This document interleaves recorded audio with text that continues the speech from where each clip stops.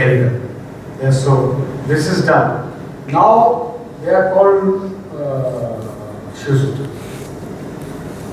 And then they are called like double. It's true that they are a set of two sounds. Each of them they are abstract entities, abstract sounds. Because they don't mean anything. In fact, very interesting one Pali Sutra is there, which says that, Pali is a grammar of language which has no verb in it. Can there be any language where there is no verb? Pali is written in some language where there is no verb. It's about language. Language is about how to construct problem. From the verb as fundamental, how to construct sentences, etc. It gives. But it itself has no verb. It's written in an artificial language. Artificial language are like group of sounds. So Pali says that the paribhashic shabdas are ashabd. They are not found in usage. But they are useful to write grammar. So he works this out very accurately and it works wonders. Now to construct mythic aspect of it is what you are trying to say. I am saying the opposite thing. That this is more accurate, and when you mythologize it, you get certain character of this thing. But the mythology is not primary. Primary is the structure which has been built. My question is, why have we started dating it back to mythology instead of going further in history? And probably we are not able to trace the dates to be attributed to mythology after a point. That Shiva gave and suddenly... No. Shiva gave is not historical. It's like nature of thing. It is not date in history. It's not the religious Shiva. Yeah, it's the ideational Shiva. And it is the fundamental element. It is like, if you summarize, if you say, if you know a theory, if you know topology, you will summarize it in some way and say it is doing something like that. It is saying things fundamentally. So mythic mode of knowledge is a mode of knowledge where there is a belief that whatever is the oldest is the deepest. Whatever is the most deep thing is also the most ancient thing. So if you read, for instance, Descartes, very important Renaissance author, his introduction starts with a sentence that whatever is oldest is the deepest. Now this is just a belief. So whatever constructions you make on this belief are called mythic. So you may explain something like theory of relativity. The deepest thing is found if you put in a mode of oldest. It will become so. You may have after theory of relativity, somebody might say twins went. One man remained here, other went in a cup near the velocity of light. When they came back, this man who remained here and is dying, the other man is still younger. Now, it is a way of explaining relativity results, but it has been mythologized because you have constructed a story in it, and without violating the science of it. So these are like that. So you have grammar and you construct stories of it, which stays true to the grammar. So it's a grammar which is a fundamental thing. Story first or the grammar? Grammar. Grammar first. Is the grammar is to communicate grammar that story may come. The rational portion is the grammar portion. Story is to catch it in its essence and communicate it. So So to say, let us not have stories is very, very foolhardy, because then teaching becomes impossible. You can't teach. Teaching requires summarization, and summarization means storytelling. Many things said in a parsimonious way. Stories are wonderful, sir, but when they are associated to one particular belief system or a religion, and when we are talking about a larger world, we are probably secluding a certain set of people from even trying to understand this or come for a performance. No, because automatically you are associating yourself to a religion when you depend upon one religion's stories. No, the phenomena is other way around. There may be aversion to certain idioms, certain language of the story. You can have, you may say, biblical stories, and there may be a group of people who have aversion to biblical stories. Well, it's not their stories. It's not their tradition. Religion, I mean any religion. Yeah, any religion. It's not their stories. So it's not that my stories will not be understood by others. It is always other stories will not be understood by me. It's the other way around. That I have aversion to somebody else's stories. Like, he thinks he's too smart. Don't listen to him. It's more like that. Then, my stories are not worth listening. Nobody has that kind of thing. So, it is the kind of communal and situation which you see is more vis-a-vis others than yourself. So when you say that some people have mythologized and they want others to believe that mythology and they are in power, they will push Shiva in the throat of Muslims. Do something like that because they have power. So it is not this side. Usually it is the other side. That I don't want to listen to this word Shiva. Or I don't want to listen to, not Shiva, to Muhammad, or to this like religious beliefs, or something like I don't want to listen to academia, or something like that. So it's always, most of the time, the mythic politics is aversion to certain group of people whose stories they are, who communicate those stories, rather than that attempt for me to tell my stories to others. I will keep telling my stories to others, innocently. That is okay. I tell it beautifully. I dance it out, and I'll do that. Whether others listen or not is a different thing. But you may have a politics, negative other politics, where certain stories are not appreciated, etc. And you may look down on those stories. Unfortunately, the world is getting onto this politics after Second World War. After Second World War, the next warring situation is this politics. That has happened. So, but the relation between what is mythic? Mythic has its construction on a belief that whatever is deep, which I think very deep, must be the oldest. This is if you little bit look into mathematics, other things, there is something called algorithmic theorem,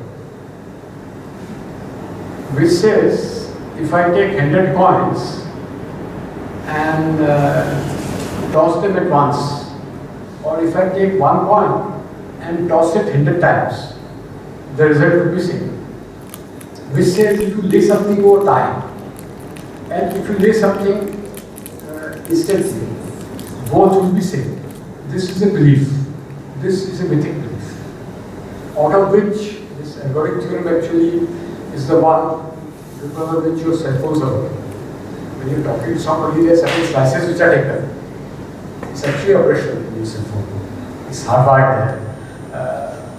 that given the slices of your voice it takes, it reconstructs exactly on the other side.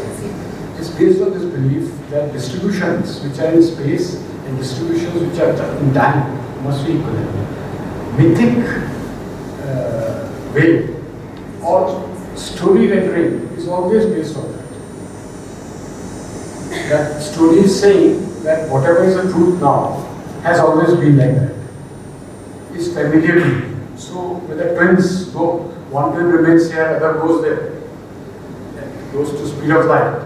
This is familiar to you. It has always been there, people parting and coming back. It has always been there. But this is a deep portion that time moves differently in your presence.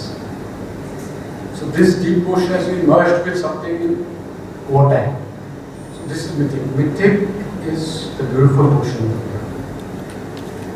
Mythic is, if you see mythic as something by which you are expressing depth. On the other side, there are superstitious way of doing things, where you may have certain stories which don't seem to have any correspondence with any depth. You may have. And which is to say, this is a condemnation, that this group of people have stories which have no depth. Jews are like that. You may say like this, no? These people don't have stories which are there, but they keep talking to each other. Jews are like that. This is like Akshay for other people. This is non-mythological reasoning. This is political, this is some aversion, reasoning with aversion as a kind of thing. So, whereas, in fact, I would say that like we did Gotipua, to understand Gotipua, we made a myth out of it. All the story is a fictitious story. But this fiction is truer than reality. I mean, a good movie is a fictitious thing. Truer than reality. Or when we say art, we imagine something. It's a removal from reality. But surprise is, even if we remove ourselves in reality from imagination, we reveal reality after that. You make a novel or something, make a story, you reveal something about reality. So the most difficult question in art is that when you imagine, remove yourself from reality, how come you end up revealing reality? By removing yourself away from reality. The mythic is a way of revealing reality. And it's very important, and we have to do mythic. So one can say, very broadly, just to conclude, there are two kinds of mythic. One is mythic of oneself, and other is mythic of others. Mythic of others is like voodoo.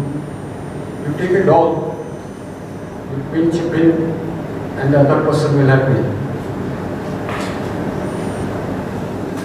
This is voodoo kind of thing. So I take a caricature of a Muslim or a caricature of a Jew, and I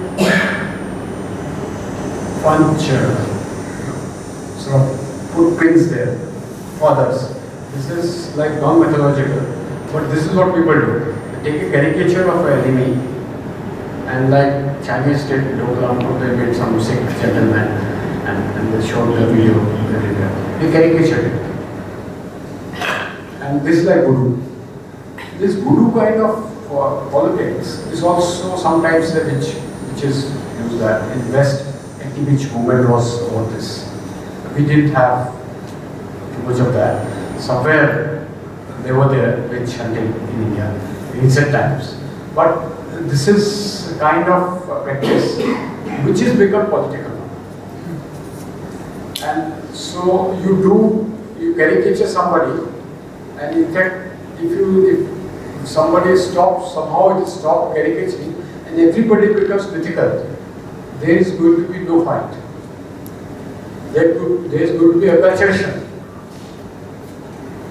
So, I mean, there is a tendency to think that mythic has no relation to truth. This happened because certain appreciation of science,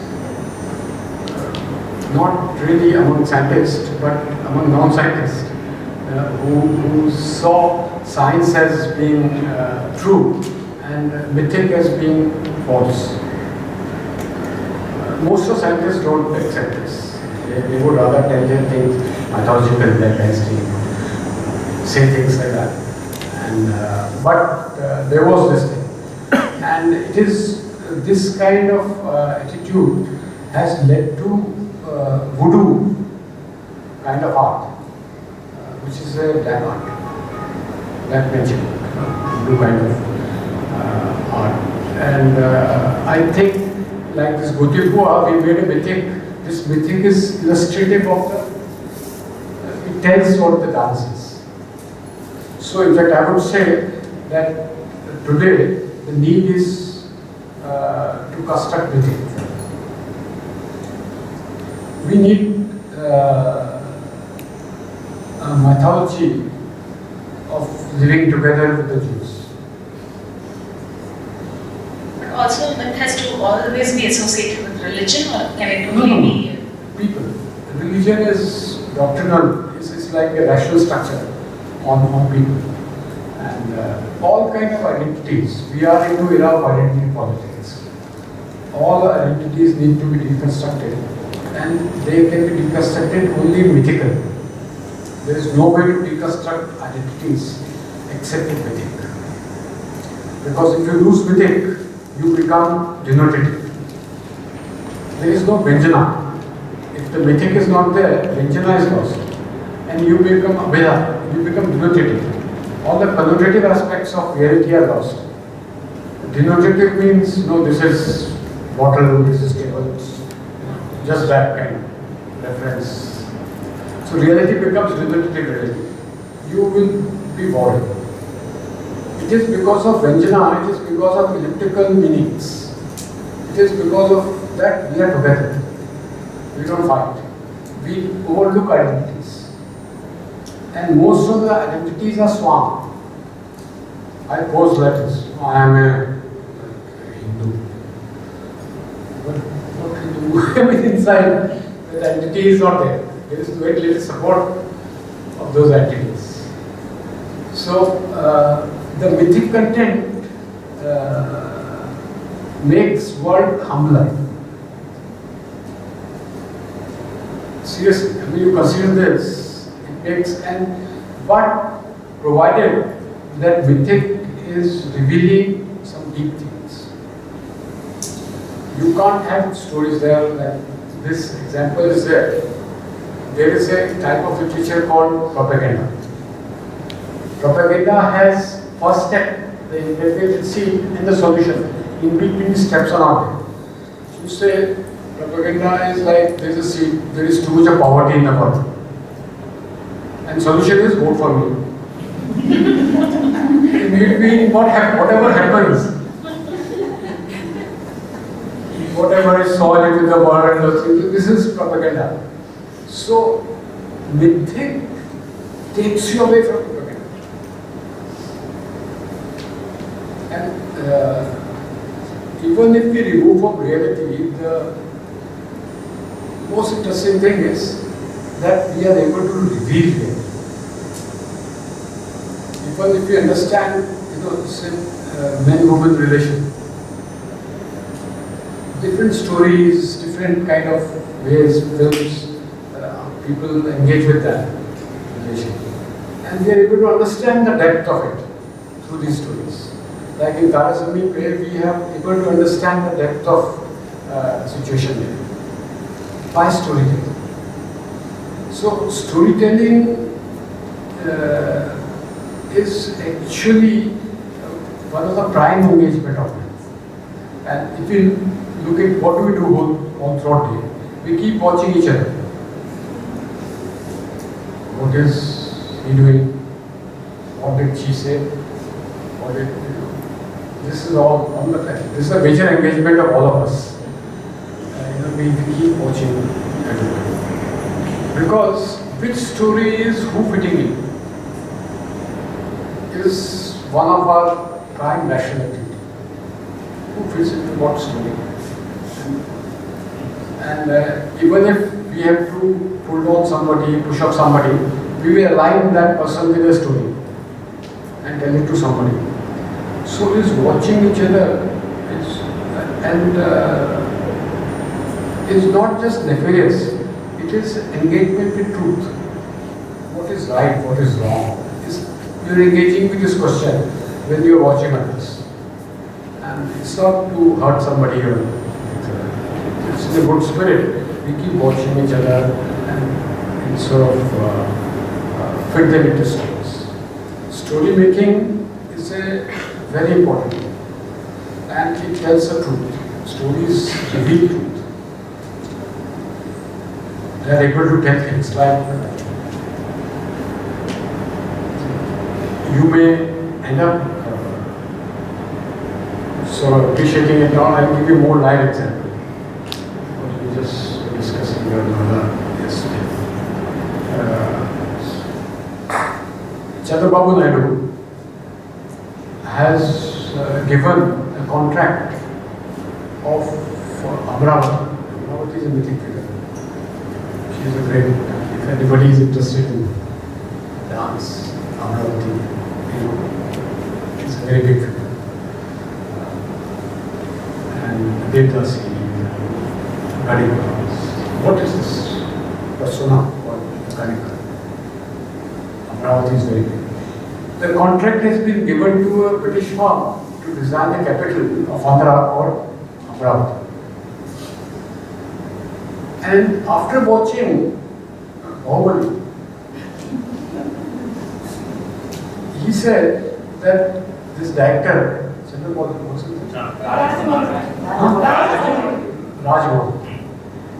Rajmouli should be consulted because the kind of opulence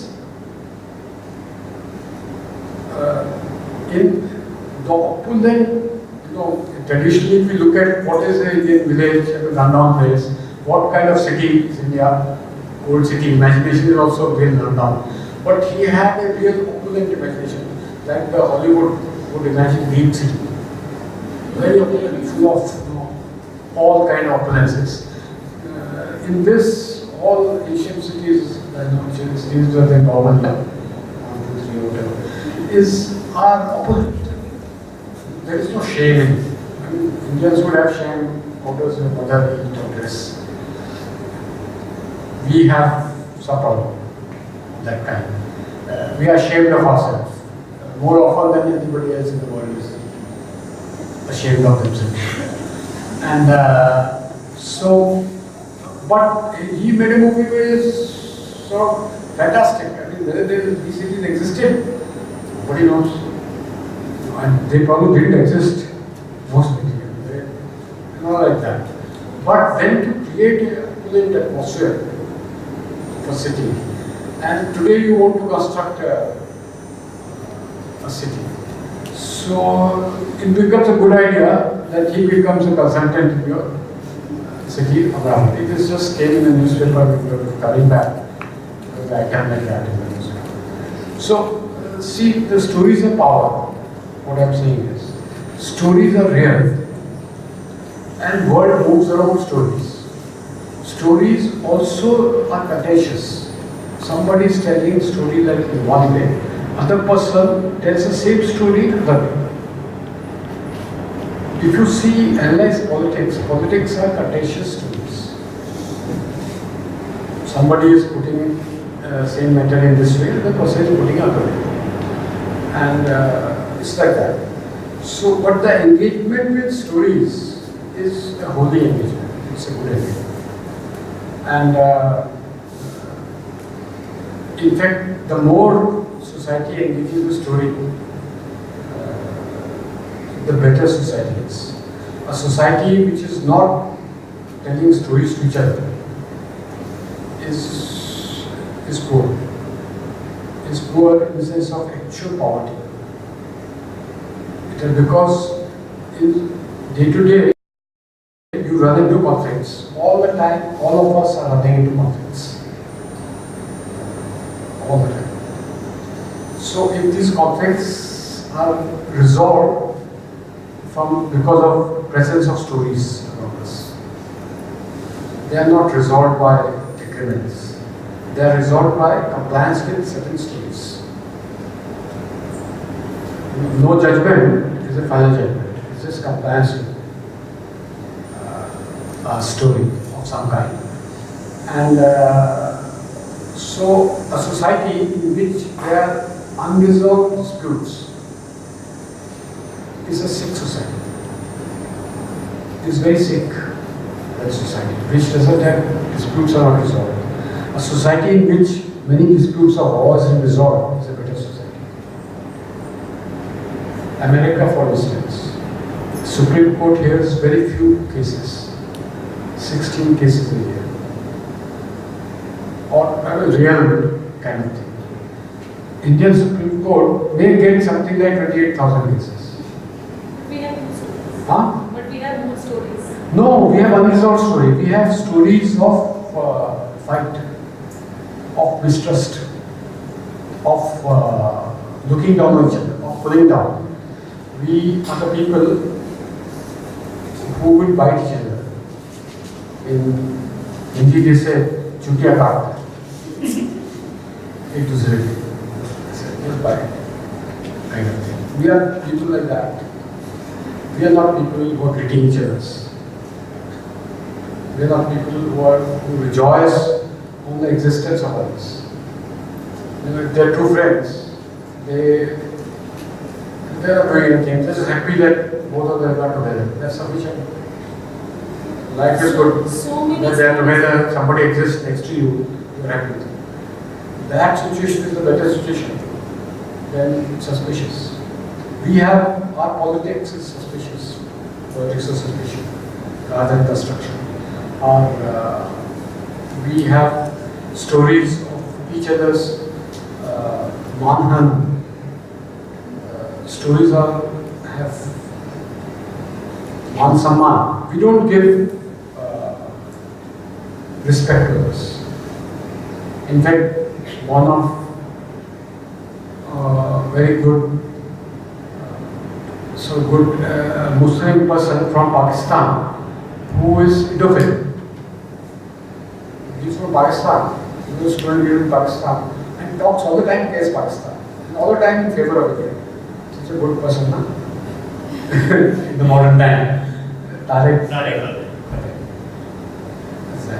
He came to Delhi and he said, very strange. People here, they are shouting at rickshawala. They are shouting at their servants. I mean, these people can't shout back. Very strange. Even some woman, 40-year-old, getting down from rickshaw and haggling with that person for 2 rupees and shouting at him, finding faults with that person. You see, in Pakistan, if somebody does like this, he will leave the job. And Pakistan is better. This Tariq Fateh, who does this window film, he said that why do Indians, what is this culture of getting after a small person? Shouting at that person. Your maids, your this thing, what is this? So we are like that because we don't have stories of their excellence. We don't have stories of Danavs. They are all, we need all these things. And we have, it's not traditionally Indian India. India are full of these stories. It's just that modernization of our society has stifled these stories. One of the big things today, as yesterday I was saying, this stifling, constriction, purpose of art is to do away with this. We must come up with, we must mythologize, we must create new mythologies. we must mythologize dances, including Natya, and we will do it by getting to its foundations. So, mythologizing is like imagination, it's like art, doing art. And you have to do it in such a way that it's deep, it creates a good life. And it makes festivity, it creates festivity, it creates togetherness, etc. And it creates celebrative mode, celebrating others rather than suspicion. So, mythology is the only way to get rid of suspicion. And we should do that. In fact, it's very good that you raise this question because I have seen all these things. And this is related to our this structure that height of dancing is to tell stories.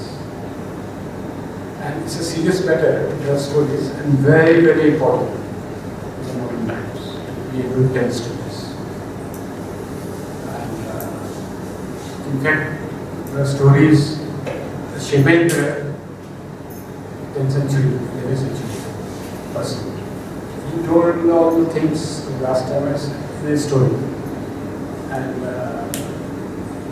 the stories will be bold. You know, you can't be Navjyoti without being a hygiene. Everybody should be, all artists should be fearless. If you're not fearless, you can't tell mythology. You can't be mythic. To be mythic, you need to be fearless. You have to just take the world through your conceptions. Take on with the world with your conceptions, etc. And it's true that sometimes these mythic elements may be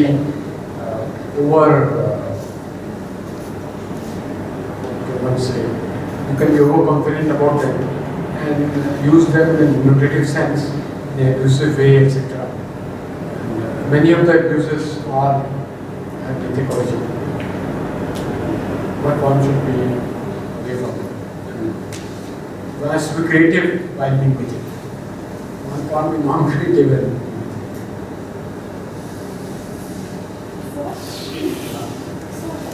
all these things that you spoke about they all come from a deep understanding.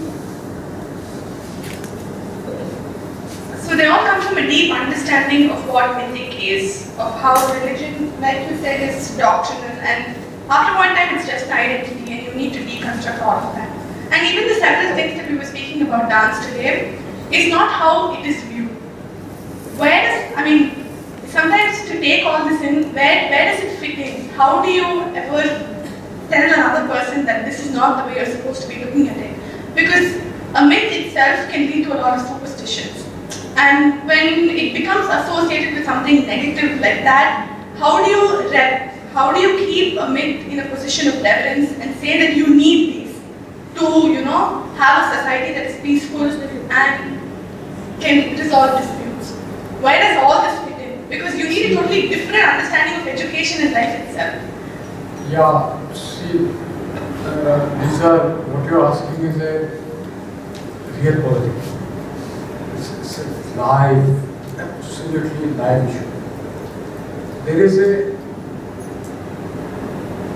There are attitudes, justified or not, different thing.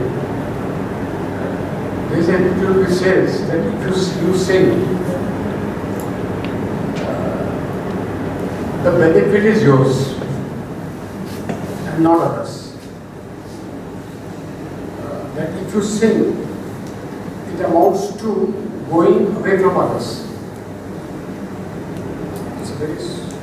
This is one of the thinking regarding music, which could be behind that don't have radio stations. Because people who indulge in art like this, they would go away from society.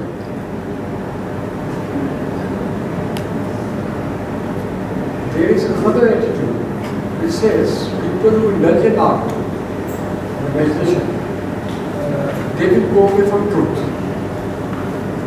They will do some entertainment for a while and this that, but you take away young minds and people from engagement with truth. These are real attitudes which exist.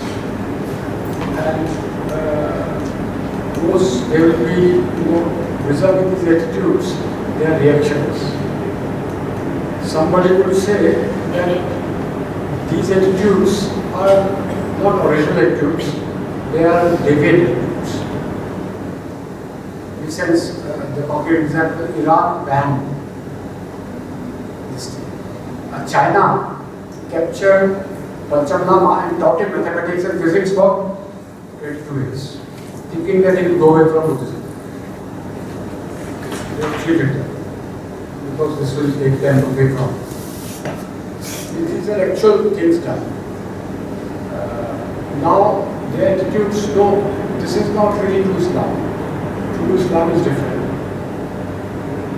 Not this.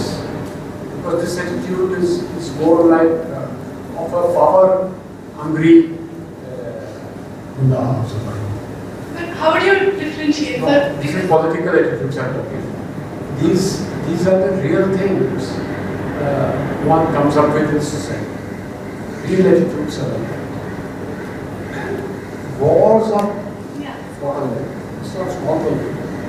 You make weapons for mass destruction based on these attitudes, etc.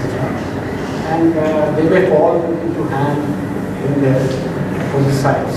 So these are real things. Life is such. Life is such. How does one go away from this? When is the issue which many people have. Since we talk about Gotipua, we can give an example of Vaishnava. Much of this bhakti was that this attitude of abusing each other and sort of chutya katna attitude, one has to get out of it. That this one has to transcend these petty fights. Bhakti actually had that kind of thing. So it came up with a dance form, came up with this.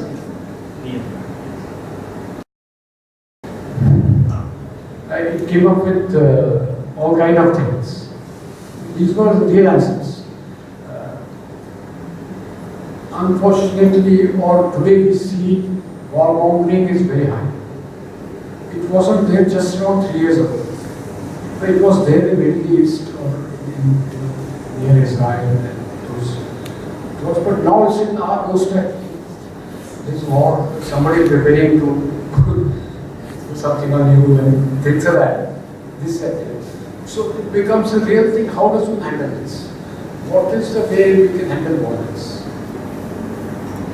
And violence in thought, in deeds, against neighbors, against one's own people, against violent. So one has to have ways of it. And this is the most active thing. And you being all participating in this. And so one solution I think is to dance through this situation. And what does that mean? So there is probably I once wrote a small article. It's indirectly related to dance, but related to dance, which is about another attitude which we find in modernity. We do a lot of actions. So we comb here, we wash ourselves every day, or we eat. We do repeated actions, all the time repeating ourselves. Like we do greet each other, we repeat repetitive actions. And the attitude, one of the attitude is, I think the following, is that we shouldn't do repetitive action, we should do new actions. Novelty should be there. Every time we greet, we should greet differently.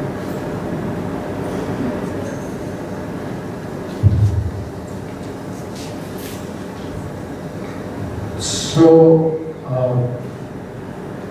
repeated actions are not good actions. I mean, they're fools to it. A young guy, young people should do things. So that is attitude. I think it's a boring attitude, fundamentally. It is through repetition that depth is achieved. Like when you're learning dance, keep repeating those movements, and as you achieve repetition, through repetition you will get depth. So when you're greeting, the more you greet people, you will find a way of greeting it nicely. People become very happy with their greeting. This is a doctrine which is found in almost all religions of the world. Shishta, Vyavahar, this is another tradition. You become shishta by repeating actions, and you find depth. In Islam, in Sufism, you have doctrine of adab. Adab is, you do it again and again, the depth comes, and suddenly your greeting becomes very deep. For a whole day you will make you happy. Somebody greets you. The way the person is greeting you, and acknowledging your existence, or something like that. So,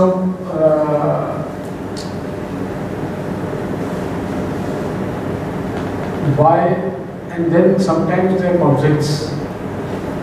The people who are adabi are able to resolve, who are shishta, are able to see through those conflicts and then the way out also.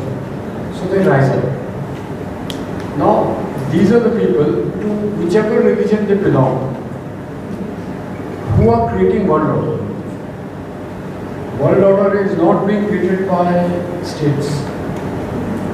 It is contributing to action of political action of state is creating world order. But actual world order is made by these people who do repeated actions and who cultivate depth in repeated actions. They create the order, and rest of the people do new things, and they go spoil here, spoil there, or even do good things, etc.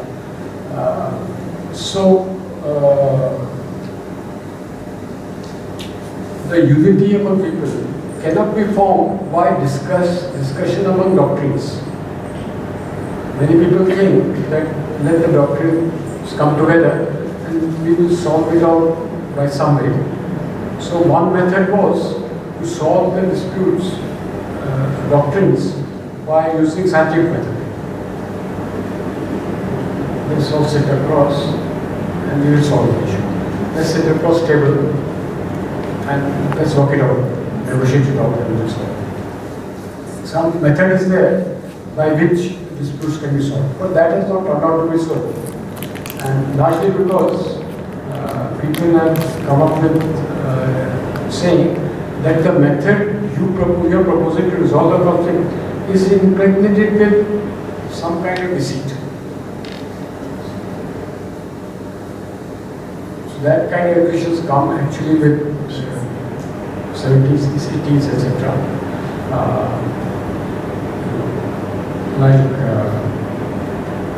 Against liberalism. Bin Laden had something to do with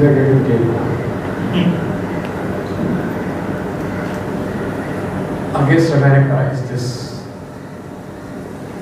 that the method which you are giving is itself a bias. So there is no way one can be negotiated for. Okay.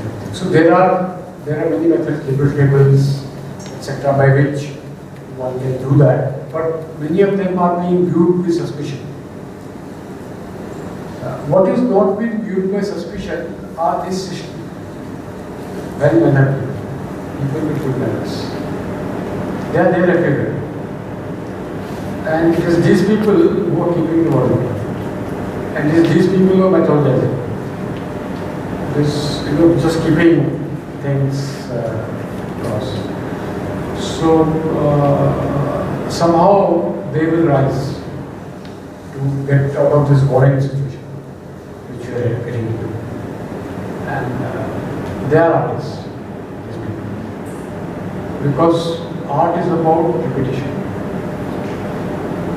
Novelty comes only after brilliant repetition. Novelty doesn't come by the flicker of light or something. It doesn't come just like that. In this small time, novelty comes like that. Major novelty comes after brilliance of repetition, which body which is ready for dance is the one which is sort of chiseled with repetition.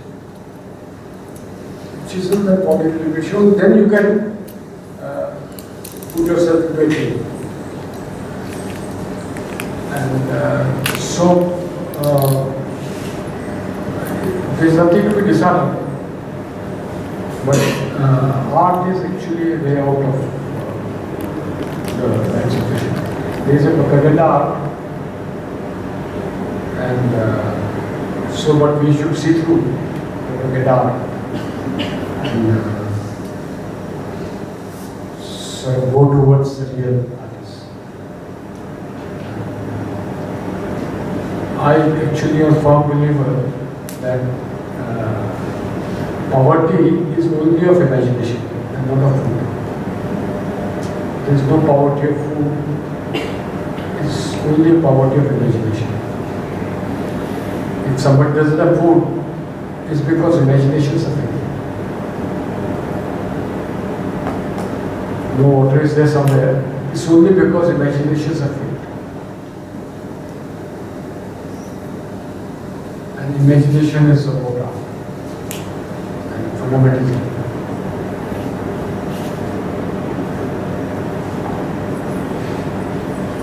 If there is no peace, it's because imaginations are come to an end of the two-day workshop on foundations of dance. As I started, it is a workshop. It is not a lecture, it is not a conference. So it has, as any other workshop would have, no workshop can be complete unless until we work on it, because it's only a workshop. So it is not a lecture mode in which something taken back as notes or something. There's a lot of room for contemplation, a lot of questions we carry, and we resolve it by many other methods. In fact, with what there are many methods to resolve. I think perhaps most of us, when we leave this room, more than answers, we have a lot of questions. I think that's a very happy ending, which perhaps the workshop was trying, and very sure most of us know that the workshop was not trying to even cover all the doubts, rather to awaken something. I think at that level, we're coming to an end of it, and thank you for being a very cooperative participant. Thank you. We'd like to formally thank you for these 2 wonderful days we had with Professor Navjyoti Singh, and as Jayachandran was just telling us that it has in fact, we have become in the questioning mode, why this, why that, and that is I think the starting of the quest for what is creativity in this whole concept. And I request our dance faculty, Lakshmi Ramaswamy, to come and give a formal vote of thanks for this group of people who have come down from IIIT. We thank Rajesh, Jayachandran, and Professor for having been with us. First and foremost, we thank Professor Navjyoti to have given his precious time and shared his knowledge with all of us. The department who have arranged this beautiful lecture, and Jayachandran who initiated the whole talk. The space, the people who are behind the lights and audio of this place. And I think this particular workshop has opened quite a bit of big doors, windows and small doors also. We have crossed so many words like pretense, art, artifact, artificial, reality, and all these words are going to hover over and over and again, and I think that is when the workshop actually starts with us. And hope we have more such sessions.